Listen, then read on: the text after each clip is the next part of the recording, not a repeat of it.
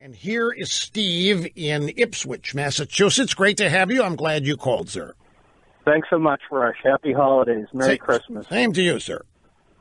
So my blood pressure has just been going through the roof lately, between all the news of this guy getting thrown off. I just don't see an end game to this. And I'm hoping you have some type of an end game if you get these guys out of there, Mueller and his crew, to get me back off the ledge.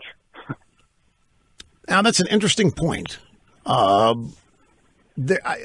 think about it too. I don't sit and try to imagine various scenarios how it would end. I honestly tell you that I have this thing called faith that's probably worthless to all of you, but I have faith that this is going to end up right.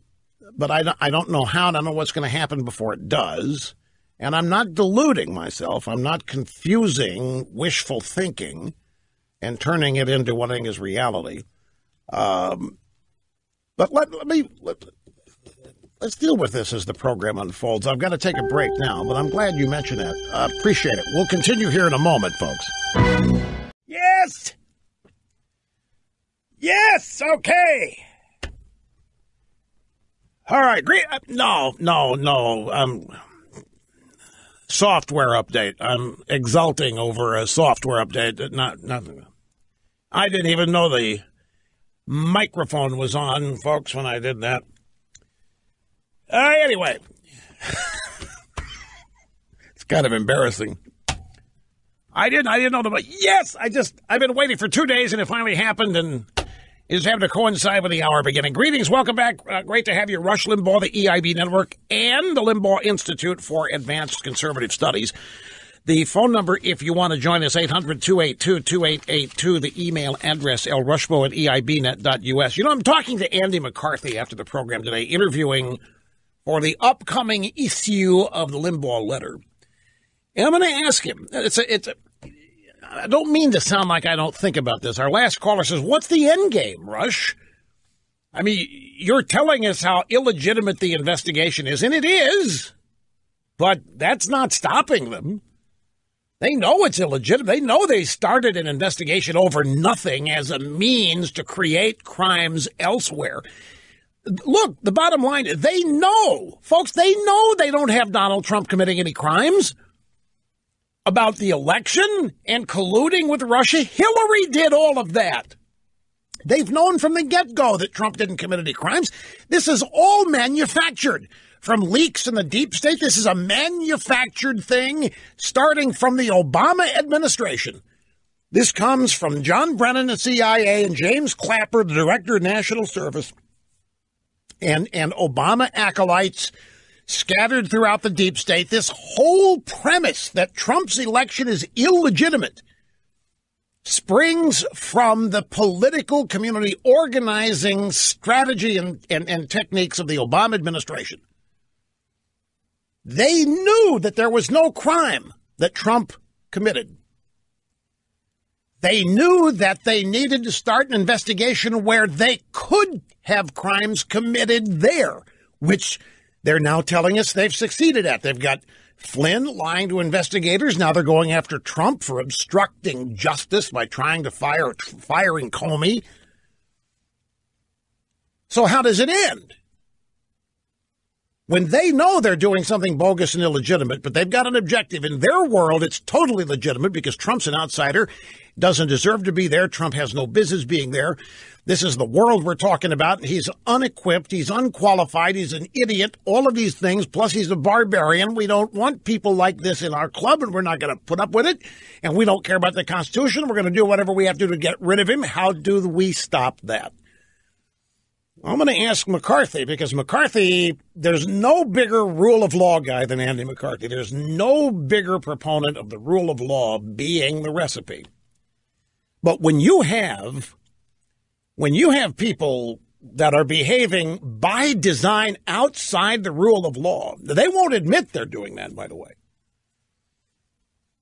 And their supporters don't even think of this as being outside. Their supporters think this is the Constitution being upheld because their supporters, these dumb coughs, really think there was collusion. So how is a special counsel investigation stopped, particularly if it's illegitimate and if there is no underlying crime? The only crimes are those they can create in the process of conducting the investigation. How does it stop? How do you beat it back? You know what I still rely on? And I know you're going to sneer at this, but I'm going to say it anyway. I still believe in the power of the American people. And I'll tell you why. You may think this is quaint and not realistic, but it's the only thing separating the swamp from succeeding so far. Trump won the election. You look at the forces that were arrayed, and you look at the power projected against Trump all during the campaign and since he was elected. Now, they have put roadblocks up, and they have succeeded in stalling and thwarting elements of the agenda, but Trump gets up every day and tries to march forward on it all. And he still has his voters behind him. The swamp wants to make their takeover of the government look like it's legitimate and constitutional. So they're going through the motions here of trying to find supposed justifiable reasons to impeach Trump. What is to stop them from just marching a couple people up to the White House and effectively pointing a political gun at Trump's head and saying, you either leave, you resign today, or else. And the else we won't know, but whatever threats they want to make. What's to stop them from doing this? And I maintain to you that even though they resent the American public and they don't really consider elections to be legitimate unless the American public votes the way they want them to, there's still an invisible line that, at least as of now, they don't want to cross and proceed into total totalitarianism or full-fledged, very loud and obvious coup. Now, the Wall Street Journal today has an editorial that just lambastes Mueller, and the Wall Street Journal is an inside-the-establishment publication, as is its editorial page. And the Wall Street Journal editorial page has been very much never Trumper from the get-go. I'm not saying that the Wall Street Journal editorial is going to make Mueller resign. I'm saying it's an element of opposition that has now been registered. Up till now, look at how Mueller began. Reputation impeccable. Resume impeccable. Integrity, honesty, character unassailable. That's how he was presented to people that never heard of him and don't know who he is. That whatever this guy says, you can trust it and then some. Whatever this guy does, you can believe it and trust it and then some. Whatever he ends up charging, you can trust that it is lawful and legit. Well, there are some people now beginning to put some chinks in that armor, in that reputation. And one thing guys like Mueller don't want is for their reputations to be sullied. However, there are always mitigating circumstances. And in this case, getting rid of Donald Trump and erasing this election and its outcome may be seen as well worth a couple of hits to the reputation. It's hard to describe for people that don't know these kinds of people, the people that really lead the establishment, but their public image, their reputation for probity and character, decency, integrity, all of the great virtues is of paramount importance to them, especially to people who don't know them. And they don't want any These are people that do not want and do not accept and will not abide bad press. To them, that's not part of the price. They do not get treated that way. There are not very many of these guys. I mean, this is not the entire establishment. I know, I've had emails. How do you know all of this? And if you don't know it, how do you say it with so much confidence? Folks, I do know it. Once you learn, well, I don't want to go any farther. Just don't doubt me on this. I know this stuff. It's not because I know them, and it's not because I'm in it. In fact, it's precisely because I'm not that I understand what it is.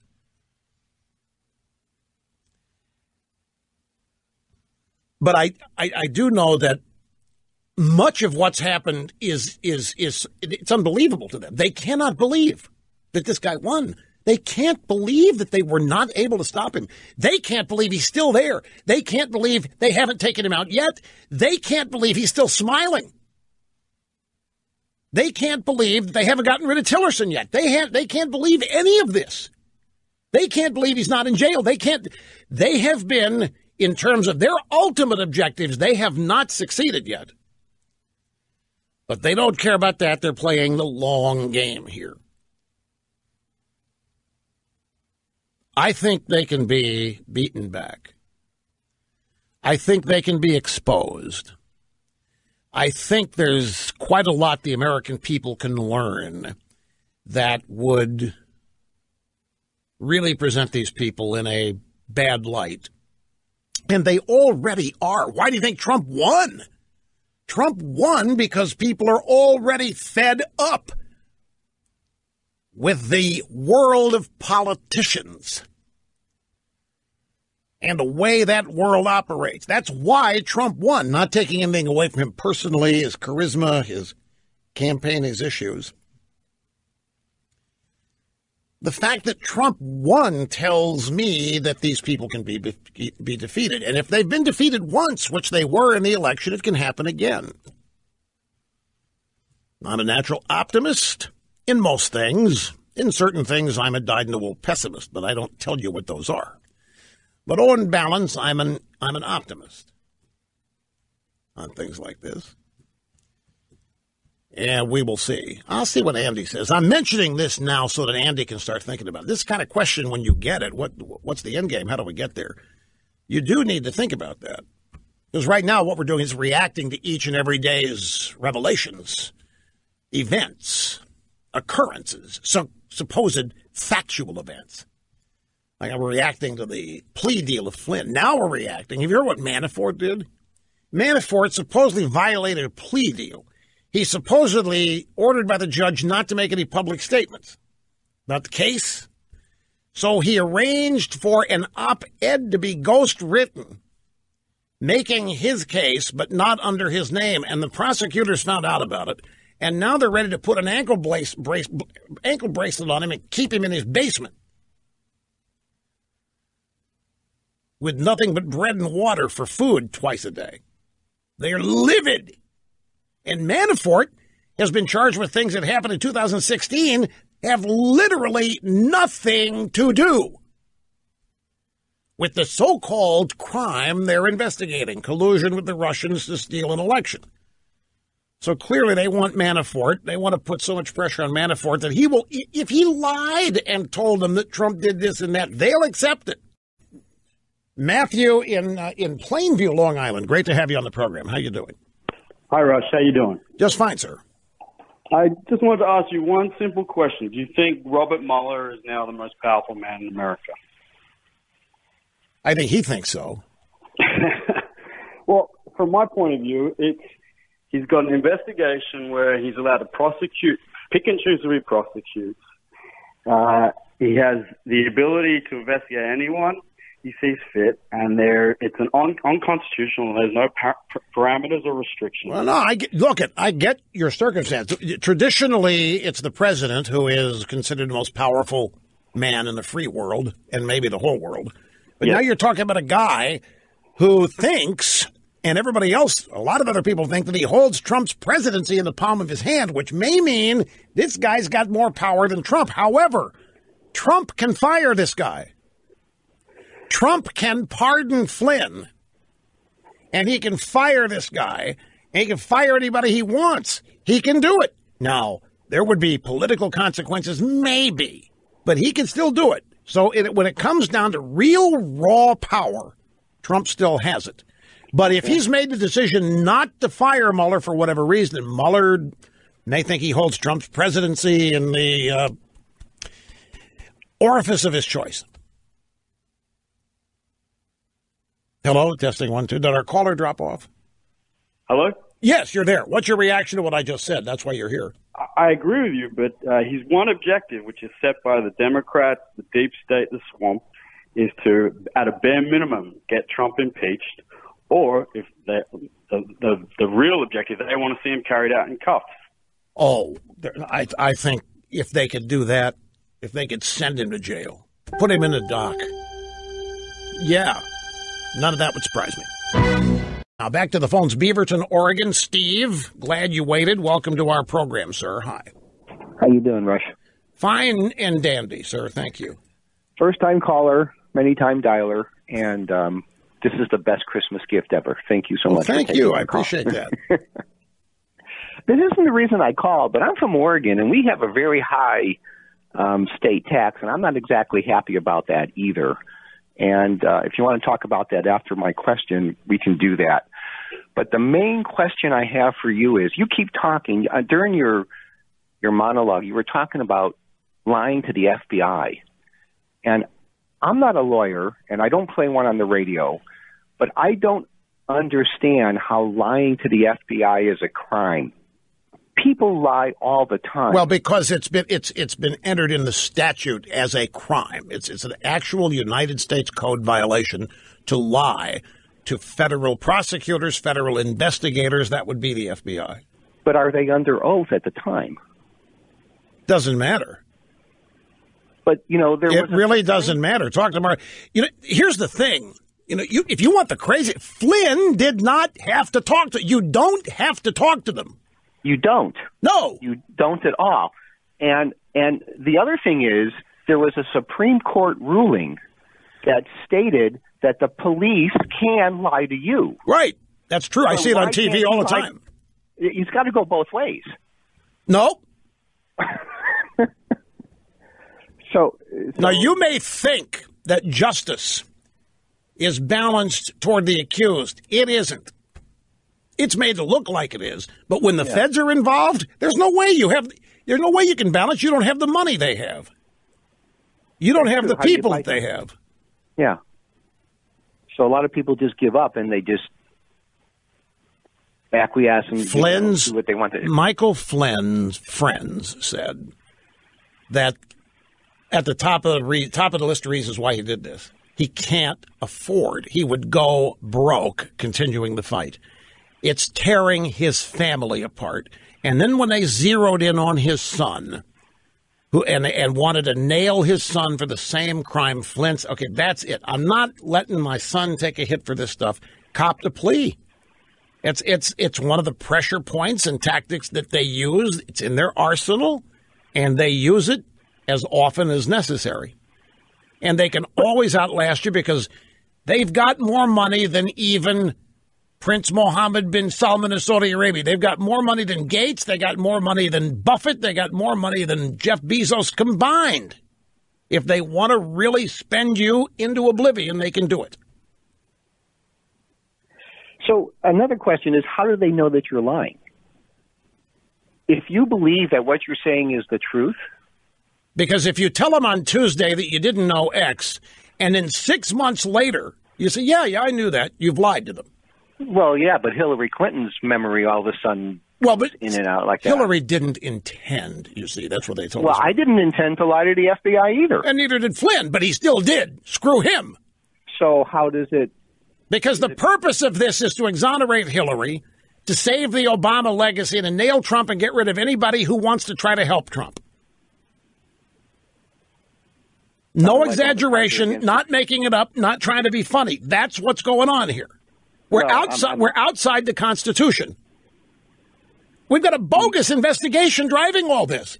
Collusion with Russia to steal the election. It never happened. There's not a shred of evidence, and yet we're investigating it. In the process, people are lying and obstructing justice. If you're Trump and you didn't do this, and none of your people did this, and you've got a phony dossier written about you that says you did it, and all of these forces are arrayed against you, and one of the guys leading them is the FBI director, and you run the FBI, you fire the guy. You have every right to. You didn't do any of this. And the whole establishment, which you now run, the federal, the executive branch is coming after you. Of course, you're going to fire Comey, but now, if you're Trump, what do? Can you imagine how frustrated this is? Imagine yourself being pursued for something you didn't do. That if they convict you of it, it ruins you and your family. What would you do? Yeah, exactly. But see, people now know this. They know that they're coming after you, and you don't have to talk to the FBI. So, I mean, aren't they learning in the process here that if the FBI comes to me, I just say, I'm not saying a word. But if you don't talk to them, they can always come subpoena you. They can, at some point. You still don't have to talk to them. But then you get a lawyer, and you take a lawyer in there with you. And you don't say a word. Right. But see, these guys didn't do anything. In their minds, they're cooperating and helping. This is, I don't know. If they didn't know that they were being pursued, that's a whole other matter. But I think Flynn is a patriot. It's a former military guy. Defense Intelligence Agency for Obama. He's on the Trump transition team. They're working with the Russians, getting ready for the new administration. The FBI comes calling. It's, I think, his intention to try to be helpful. He lies, whether he lies or not, didn't know he was lying or what have you. He blundered. He did lie to Mike Pence about all this, too. I'm trying to exonerate Flynn here, but the point is, they've got Hillary Clinton on 10 times all this. Exactly. For which she has been exonerated in public. Now, there's no question about what's going on here. Yeah, I know. I'd still like to see Hillary in jail. But lock her up. Lock her up. Well, I'm not trying to throw gasoline on anything here, but where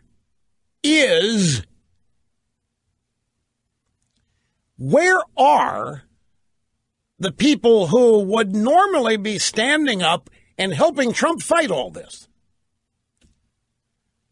Where are they?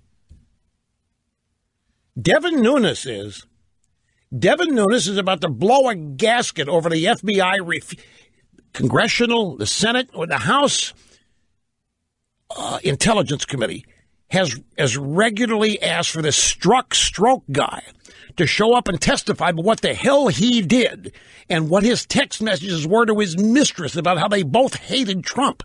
And the FBI says, screw you. We don't have to answer to you. You're a low congressman.